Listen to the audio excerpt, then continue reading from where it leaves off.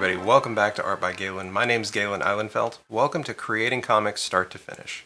This is a video series that's aimed to help guide you through all of the aspects of creating a comic book, from conceptualization all the way down to printing and publishing.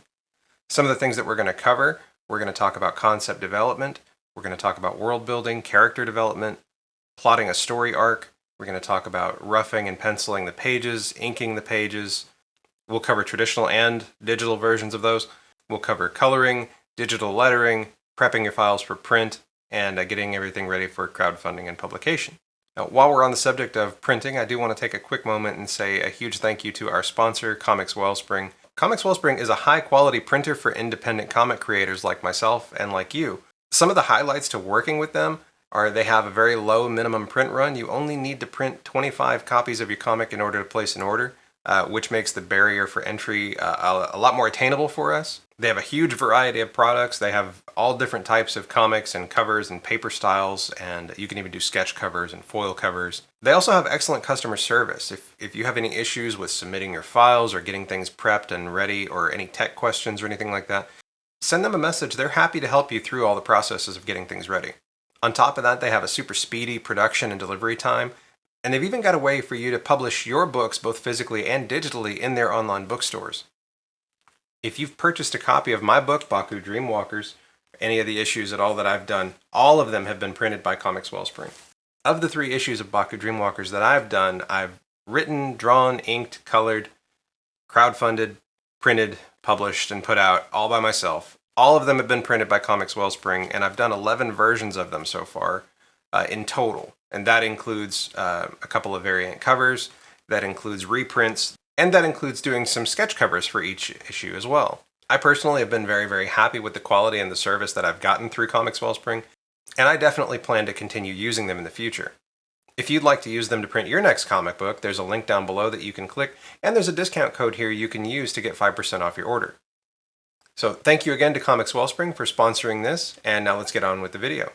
I'm going to make the assumption that if you're here, you either want to learn how to make comics or you want to become better at making comics. And what I aim to do in this video series is give you the tools that are necessary to do that. It is something that takes a lot of time and effort. I'm not going to downplay the amount of work that goes into a comic. But what I want to do is let you know how attainable that it actually is. Because a lot of times it can seem like a very daunting task, but it's really not hard to get it done. You just have to dedicate yourself to the time to doing it.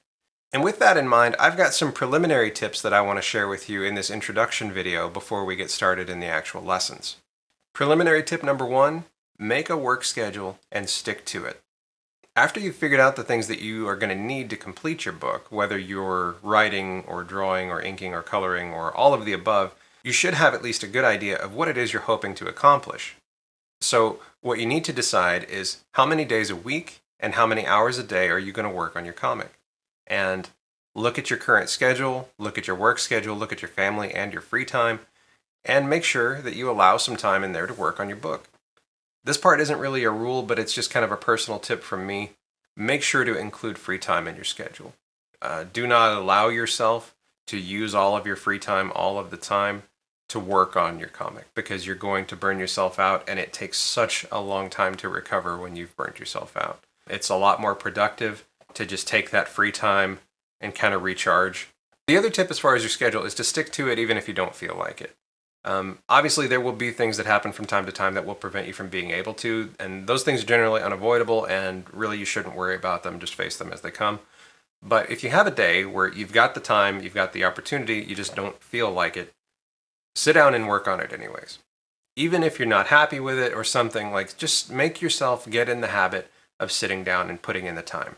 Because getting in the habit of working on it regularly is going to help you reach your goals and get even beyond those goals. Preliminary tip number 2, do not worry about perfection. It doesn't exist. Stop stressing about it. Do the best that you can with your work, and then move on. Move to the next thing. Move to the next page, move to the next panel. Whatever it is, keep going. Don't keep going back and revising and revising and revising and getting into this paralysis mode where you never actually put anything out. It's better to put out something that's flawed and improve as you go. Preliminary tip number 3, batching your work can increase production time and consistency in your book. And what I mean by batching is, rather than working on one page at a time, and you're going to do pencils, inks, colors, letters, and then page 2, pencils, inks, colors, letters, page 3, pencils, inks, colors, letters. You get the point. Every page that you do, you are having to change gears 3 or 4 different times, going from the mindset of pencils and the mindset of inking and the mindset of coloring, because they're all very different workspaces in your mind that you have to focus in.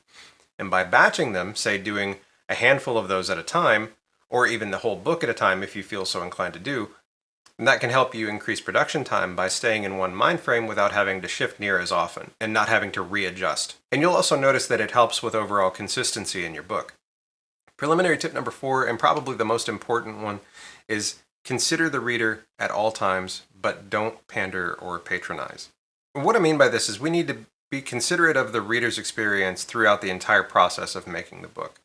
So how do you do that? How do you consider the reader's experience? Basically, you make yourself the reader. You put yourself in the reader's position. You look at your book with fresh eyes, as fresh as you can. It is your creation. And sometimes it helps to take a couple of days or even a week or more, step away from it and come back to it after you haven't looked at it for a while, and look at it with fresh eyes and ask yourself questions. You know, we have to be able to be honest with ourselves. Like, do we like it? Do we like the flow of the story? Does it read well? Does the illustration convey the story very well? Does the passion come through, or does it feel like it was shallow or rushed? You know, we have to ask ourselves all of these questions about our book as we're making it, and we need to be honest with ourselves when we're answering it. Another thing with respecting the reader's experience is staying true to your story. Your readers want to read your story. They don't want to read your attempt at someone else's story. More specifically, when I say this, like, stay true to what it is that you're trying to say with your book.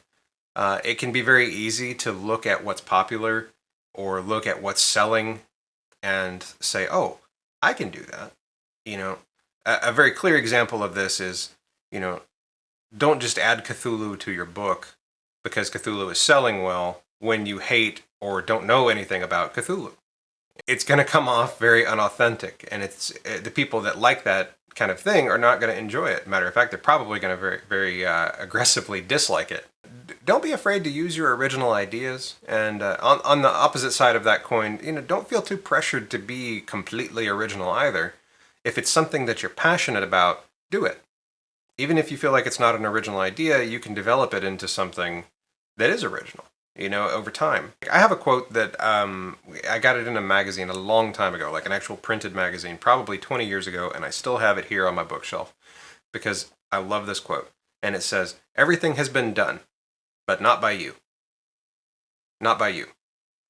And that stuck with me ever since I read it. It doesn't matter what's been done. You just need to be true to your own passion and the stories that you want to tell. I recognize that there are an infinite number of ways to draw, write, design, and put together comics.